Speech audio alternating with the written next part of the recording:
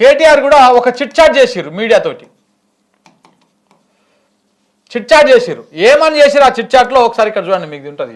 ఇగో బీజేపీతో సీఎం రహస్య భేటీలా, కుర్చీ పోతుందనే భయంతో చర్చలా, రేవంత్ పై చర్యలకు రాహుల్కి ధైర్యం లేదా, రాహుల్తో మీ సంబంధం ఎవరికి కావాలి, ఇచ్చిన మాటలను ఇచ్చిన హామీలు చేతగాక గాలి మాటలు ఆడలేక పాత గజ్జలు అన్నట్టు రేవంత్ పాలన. అక్కడ ఆయన ఏం చెప్తా ఉన్నాడు, బీజేపీ తోటి మన రేవంత్ రెడ్డి గారు మిలాఖత్తులో ఉన్నారు, రహస్య మంత్రాలు జరుపుతా ఉన్నారు, ముఖ్యమంత్రి కుర్చీ కాపాడుకోవడం కోసం ప్రయత్నాలు చేస్తా ఉన్నాడు అని చెప్పేసి కేటీఆర్ నిన్న మీడియాతో చిట్చాట్ చేశారు. అంటే దీని సారాంశం ఏంటి, ఒకవైపు ఏమో కట్టర్ కాంగ్రెస్ నాయకులు మొత్తం కీలక అడుగులు వేస్తా ఉన్నారు. ఉత్తమ్ కుమార్ రెడ్డి, జానారెడ్డి వీళ్ళందరూ కూడా కలిసి మీనాక్షి నటరాజన్కి బక్క జర్సన్ చాలా దగ్గర వ్యక్తి, అక్కా చెల్లెళ్ళు అక్కా తమ్ముడు అనుకున్నటువంటి దగ్గర సంబంధాలు ఉన్నాయి వాళ్ళకి, అంత అది ఉన్నది. సో అట్లా మీనాక్షి నటరాజన్ వచ్చిన తర్వాత చాలా కీలకమైనటువంటి పరిణామాలు జరుగుతూ ఉన్నాయి. రేవంత్ రెడ్డి సూచించిన వాళ్లకు ఎమ్మెల్సీ పదవులు కాదు కదా, కనీసం లిస్టు దరిదాపులకు కూడా రాలేకపోయింది. ఇప్పుడు రేపు ఇంకా మిగిలిపోయినటువంటి కార్పొరేషన్ పదవులు కానీ ఇంకా చాలా కానీ రేవంత్ రెడ్డి సూచించిన ఏ ఒక్కరికి కూడా ఇచ్చేటువంటి అవకాశం లేదు. ఆయన ఢిల్లీకి పోయిన ప్రతిసారి మీడియాతో చిట్చాట్లు పెట్టి ఏదో లీచేటువంటి ప్రయత్నం చేస్తారు. ఆయన పోయి కలిసేటిదేమో కేంద్ర మంత్రులని, బీజేపీ నాయకులని, మోడీని కలుస్తా ఉన్నాడు ఓరు మన రేవంత్ రెడ్డి గారు. కానీ బయటకు వచ్చేమో రకరకాలుగా వేరే స్టోరీ చెప్తా ఉన్నాడు. అసలు ఎందుకు పోయిండు, మొన్న ఇంతకు ముందుకు ప్రధానమంత్రిని కలుస్తందుకు పోయిండు, మొన్న లాస్ట్ టైము ఆ ప్రధానమంత్రిని కలుస్తందుకు పోయినటువంటి దాని వెనుక ఉన్నటువంటి కథ ఏంటిది, ఇవన్నీ కూడా మనం రానున్న రోజుల్లో చూడబోతా ఉన్నాం. చాలా ఆసక్తికరమైనటువంటి వ్యవహారం నడుస్తూ ఉన్నది అది. అయితే ఇట్లా బీజేపీతో రహస్యంగా ఆయన భేటీ అవుతా ఉన్నాడు, బీజేపీ సహకారం తీసుకుంటా ఉన్నాడు అనేది కేటీఆర్ చెప్తున్నటువంటి మాట. ఇందులో కూడా నిజమే ఉన్నది.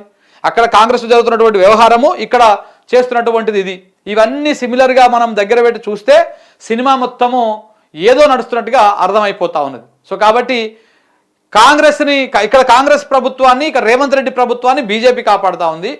కాంగ్రెస్ పార్టీని కాపాడుకోవాలంటే మనం ఇక్కడ రేవంత్ రెడ్డిని మార్చుకోవాలి, మనం వేరే వాళ్ళని పెడితే తప్ప ఇక్కడ కాంగ్రెస్ పార్టీ బతికే ఆలోచన లేదని చెప్పేసి అసలు కాంగ్రెస్ వాళ్ళు ప్రయత్నం చేస్తూ ఉన్నారు. మీనాక్షి నటరాజన్ కూడా అదే ప్రయత్నంలో ఉంది. మొన్న రాహుల్ గాంధీ మాట్లాడతాడు. రాహుల్ గాంధీ ఏమని మాట్లాడతాడు, నేను మీకు ఒక ఫోటో, ఒక వార్త చూపిస్తా. మేము చాలా రోజుల క్రితం ఒక వార్త రాసినాం, రేవంత్ రెడ్డి బీజేపీ కోవట్ అని చెప్పేసి మేము ఒక వార్త రాసినాం. ఇప్పుడు కాదు, దాదాపు ఒక 2 నెలల క్రితం రాసినాం మేము ఆ వార్త. మా పేపర్లు తెలంగాణ పత్రికలో ఉంటుంది. మొన్న గుజరాత్లో రాహుల్ గాంధీ ఎగ్జాక్ట్గా అదే మాట మాట్లాడాడు. మన పార్టీలో కొంతమంది బీజేపీ కోవట్లు ఉన్నారు, ఈ పార్టీలో ఉండి బీజేపీ కోసం పనిచేస్తూ ఉన్నారు అని.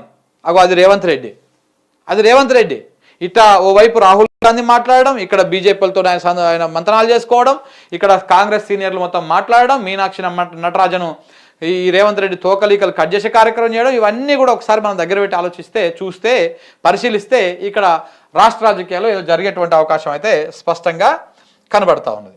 ఎస్ఎల్బీసీలో ఆగిపోయిన రెస్క్యూ ఆపరేషన్ సాంకేతిక కారణాలే అంటున్న అధికారులు, మరోసారి రంగంలోకి క్యాడవర్ డాగ్స్. 21వ రోజుకు చేరిన టన్నెల్ ఆపరేషన్. 21వ రోజు అయింది, ఇప్పటిదాకా ఇంకొక డెడ్ బాడీని వెతికి తీయలేదు, ఇంకా ఒక అడుగు ముందుకు సాగలేదు. ఒక్క మృతదేహాన్ని మాత్రం తీసిరు, ఆయనని అప్పచెప్పారు. ఇంకా కొనసాగుతూనే ఉన్నాయి. 21 రోజు అవుతుంది, దగ్గర నెల రోజులుగా వస్తుంది, ఇంకా అది కొనసాగుతూనే ఉంది. ముంగల కూడా ఇంకా అది తీసినాక కూడా మళ్ళా కూలేటువంటి ప్రమాదం కూడా ఉంది. ఇది ఎంతవరకు ముంగలపోతుంది అనేది ఇక చూడాలి.